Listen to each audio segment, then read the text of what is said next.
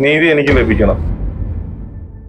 ആരുടെ ഭാഗത്തു നിന്നാണോ പിഴവ് സംഭവിച്ചിരിക്കുന്നത് അവരെ കണ്ടെത്തി കടുത്ത ശിക്ഷാ നടപടിയിലേക്ക് പോകണമെന്നാണ്. ഇനി ഒരു ആൾക്കും ഇങ്ങനെ ഒരു സംഭവം ഉണ്ടാകരുത്. സർക്കാർ സജസ്റ്റ് ചെയ്തിരിക്കുന്നതാണ് എന്ന് പറയുന്ന ശങ്കേഴ്സ് ലാബിൽ നിന്നാണ് ഇത്രയും വലിയൊരു നീതികേട് സംഭവിച്ചിരിക്കുന്നത്. അത് വളരെ വളരെ വേദനയോടുകൂടിയാണ് ഞാനത് അനുഭവിച്ചുകൊണ്ടിരിക്കുന്നത്. കാര്യം സാധാരണക്കാർക്ക് വേണ്ടിയുള്ളതാണ് ഈ ഗവൺമെന്റ് ആശുപത്രികൾ.